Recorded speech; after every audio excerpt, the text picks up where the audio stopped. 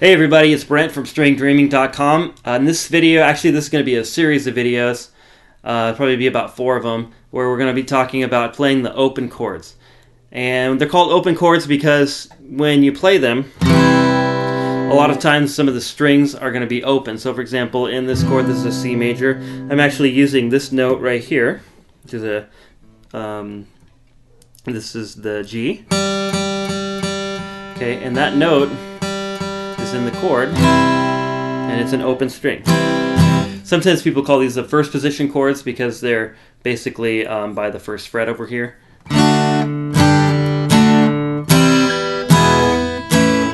Okay, so we're going to go through all of them and enjoy.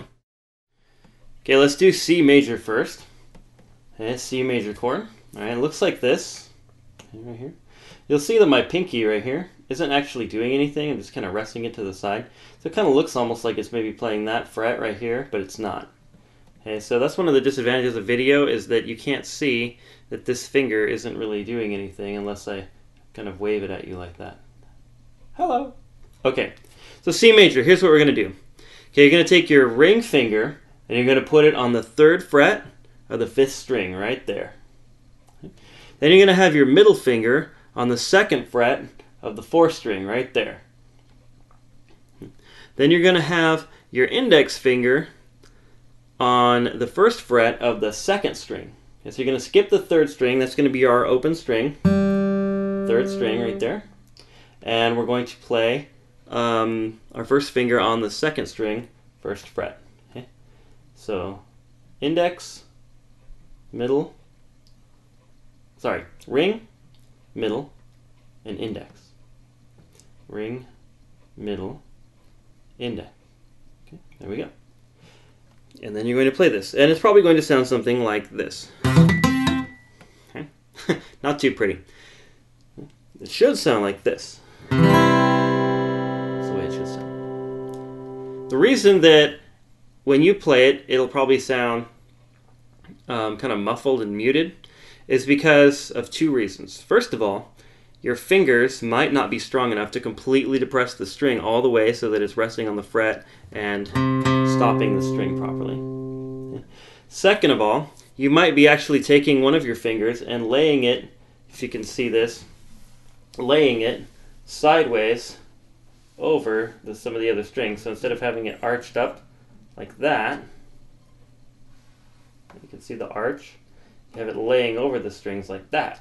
Okay, if you do that, actually these strings here, okay, these ones won't ring. This one will. These won't. See, hear that? Okay. So you want to do is arch your fingers so that these can still ring. Alright, so those are the 2 reasons that you might not do that. Alright, so when I practice a chord, and this is going to go for all the following chords, what I do is I'm going to actually make the chord shape, press down on my fingers with enough pressure to stop the strings and make them touch the frets. And then what I'm going to do is I'm going to play each individual string.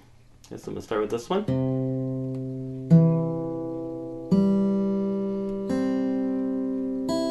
And that's what it should sound like. Okay? Now when you practice them, you're going to do that and it's going to sound something like this.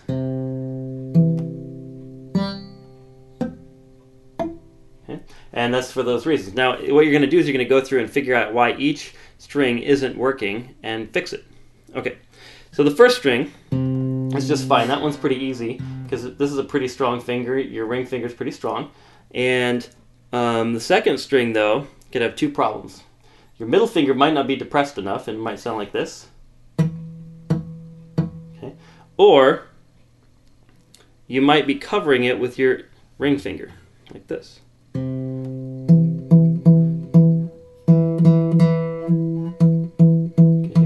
What's happening is the pad of my ring finger is actually touching this string when it shouldn't be.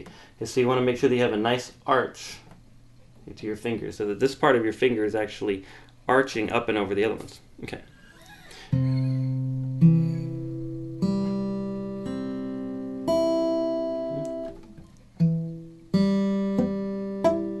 So as you do this, you're going to pick each string and you're going to identify the problem and you're going to fix it until it sounds like mine. That's C major. Okay, let's do the same thing with G major. All right, G major, you're going to play your middle finger on the 3rd fret of the 6th string, so right here. Then you're going to play your index finger on the 2nd fret of the 4th string. Sorry, the 2nd fret of the 5th string. So 3rd fret, 6th string with your middle finger. 2nd fret, 5th string with your index finger. Then you're going to skip and leave the next 3 strings open, and then with your ring finger, you're going to play the 3rd fret on the 1st string. That. Right there. Now this one also can have that same problem, especially the ring finger might not be, you might not have enough pressure to push this down right here. Okay, so it might sound like this. Okay, so you really want to put a lot of pressure on this finger. I know it's going to hurt at first, but you'll develop calluses. And there it goes. Okay. The other thing is this one, your index finger again, might be muting a couple of these strings. It's really easy to do that. Okay, so make sure that this one's nice and arched. Okay, same thing with your middle finger. Some people play it like this at first and actually mute all of the strings with their middle finger except for this one. Except for the 6th string. So that's G major. Okay, there's actually another way to play this chord, and the way that you do it is you take away one of the thirds. So there's a 3rd here. This is a B, the open string. I'm playing this open string right here. And if you take that away and you stop it at the 3rd fret with your ring finger, it now becomes the 5th. So instead of playing it like this, you're going to add your pinky finger. You're going to play the 3rd fret on the 1st string with your pinky finger, and then add your ring finger. So you're actually playing the 3rd fret on the 2nd and 3rd strings with your ring finger, and then your pinky. And then these two are the same. I think it's a much prettier version of the chord. So here's the first version. Okay. Now I'm going to add my pinky, put the ring finger back on the 2nd string, 3rd fret. And there it is. Here it is with the pick. It's G major. Okay. Right, the next chord is D major. D major, you play your index finger on the 2nd fret of the 3rd string. Whoopsie. There. Then you're going to play your ring finger on the 3rd fret of the 2nd string. And then you're going to go back to the 2nd fret on the 1st string with your middle finger. So it looks like this. Index, ring, middle on the 2nd fret of the 1st string here. It's kind of hiding underneath the rest of the fingers. My pinky again is not doing anything, it's just sort of hanging out. Okay, now this one you can actually play from this string, from the 4th string, the D string. That's the root of the chord. Now this one at first can be very problematic, especially because most beginners want to play it like this. They want to really wrap their thumb around the top, and you might not be ready for that yet because of your finger strength. What you really, if you do that, a lot of beginners, they want to really kind of get some finger strength, so they try to use the gripping part of their hand, and then they'll not get all of the strings ringing like this, especially that top one. Playing this top string. You want to make sure that that ring finger right here is really arched. Okay, as opposed to flat like this. Because then you can't hear that high note.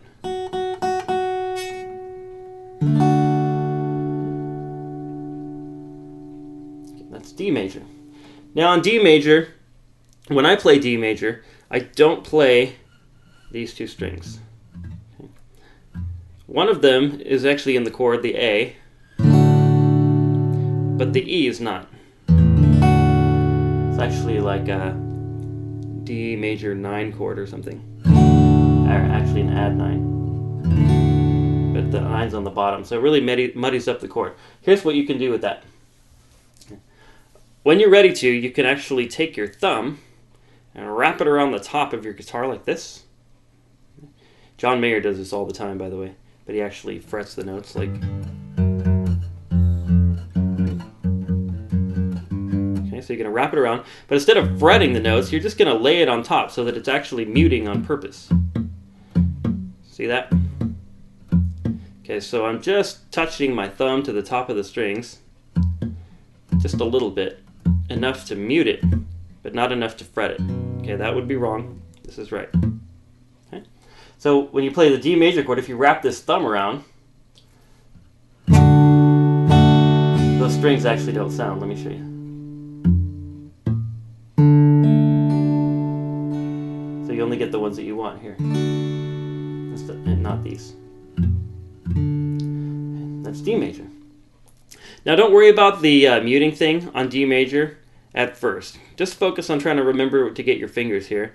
And then once you're able to play it pretty successfully, and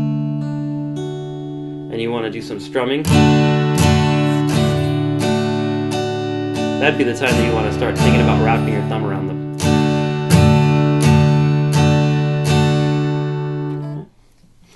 Alright, the next one we're going to do in this video is F major. And that's a little bit difficult, and it's going to take you a while to get it. It looks very much like C major. Here's C major.